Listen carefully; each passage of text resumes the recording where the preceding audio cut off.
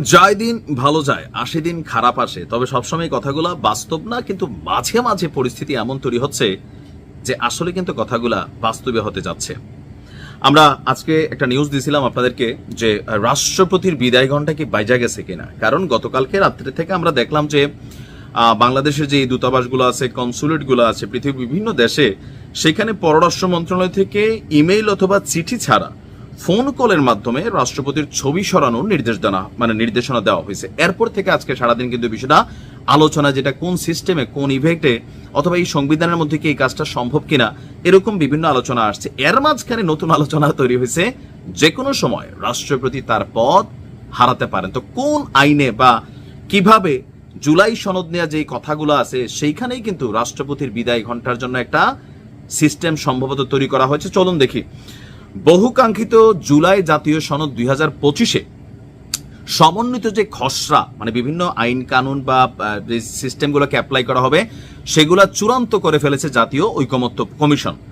সনদে যেসব সুপারিশ অবিলম্বে বাস্তবায়নযোগ্য, সেগুলো হচ্ছে আগামী জাতীয় নির্বাচনের আগেই সম্পূর্ণ বাস্তবায়ন করতে হবে। আর এই সনদকে সর্বোচ্চ আইনি ভিত্তি দেওয়ারও প্রস্তাব করা হয়েছে। তো এখানে যে বিষয়টা আপনার আনা হয়েছে যে প্রতিটি বিধান, প্রস্তাব এবং সুপারিশ সাংবিধানিক এবং আইনগতভাবে বলবৎ হিসাবে গণ্য করা হবে, ফলে এর বৈধতা, প্রয়োজনীয়তা কিংবা জারির কর্তৃত্ব সম্পর্কে কোনো আদালতে প্রশ্ন তোলা যাবে না। এই জুলাই সনদ চাইলে যে কোনো কিছু করতে পারবে। সনদের কোনো বিধান, প্রস্তাব বা সুপারিশের ব্যাখ্যা সংক্রান্ত যে কোনো প্রশ্নের চূড়ান্ত মীমাংসার এখতিয়ার সুপ্রিম কোর্টের আপিল বিভাগের উপর ন্যস্ত থাকবে। তো সেইখান থেকে আমরা দেখলাম যে এই খসড়ায় রাষ্ট্রপতিকে কিভাবে অভিশংসন করা যায় বা বাদ দেওয়া যায়, এই প্রক্রিয়ার একটা ক্ষেত্র বলা হয়েছে যে কিভাবে তাকে বাদ দেওয়ার সুযোগ আছে। রাষ্ট্রদ্রোহ, গুরুতর অসদাচরণ বা সংবিধান লঙ্ঘনের জন্য রাষ্ট্রপতিকে অভিশংসন করা যাবে। আইনসভার নিম্নকক্ষে অভিশংসন প্রস্তাবটি 2/3 সদস্যের ভোটে পাশ করিবার পর তা উচ্চকক্ষে প্রেরণ করা হবে এবং উচ্চকক্ষে শুনানির মাধ্যমে 2/3 সমর্থনে অভিশংসন প্রক্রিয়া সম্পন্ন করা হবে।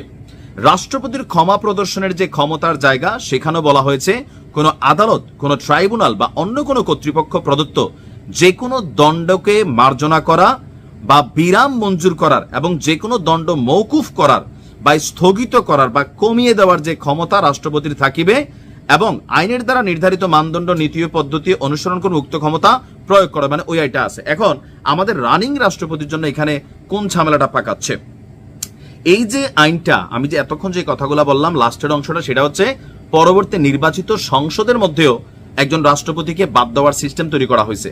তো এখন যিনি আছেন আমাদের চুপ্পু সাহেব, তো চুপ্পু সাহেবের বেলায় এই যে জুলাই খসড়াতে বেশ কিছু অংশ করা হয়েছে যে এখানে এই ঐকমত্য কমিশন বা রাষ্ট্রপতিকে অভিশংসনের জন্য যদি এখন কোনো সিদ্ধান্ত নেওয়া হয়, তাহলে এটার নিয়ে প্রশ্ন তোলা যাবে না। এখন আগামী জাতীয় নির্বাচনের আগে রাষ্ট্রপতি তার পদ হারাতে পারেন, এমন গণমাধ্যমে কিন্তু নিউজগুলো আসছে। বিশেষ করে আলোচনাটা আরো বেশি যখন এটার মধ্যে একটু রসদে ঘি ঢালা পড়ছে কোনটা, যে গতকালকে যখন আমরা দেখলাম যে রাষ্ট্রপতির ছবি নামানোর নির্দেশনা দেওয়া হয়েছে, দেশের ভিতরে তো নাই, বিদেশ থেকে নামানো হচ্ছে। তার মানে এই সরকার থাকাকালীন এই রাষ্ট্রপতিকে হয়তোবা বাদ দেওয়া হতে যাচ্ছে। এখন এটা আলোচনার বিষয় আছে, আরো ডিটেলস হতে সামনে আসবে, বাট পারসেপশন গুলো কিন্তু নতুন করে আলোচনার খোরাক জুগিয়েছে যে কোনো সময় রাষ্ট্রপতি তার পদ হারাতে পারেন। এখন বাস্তবতা হচ্ছে এটা ঘোষণা আসলে হয়তো বুঝবো। ভালো থাকো।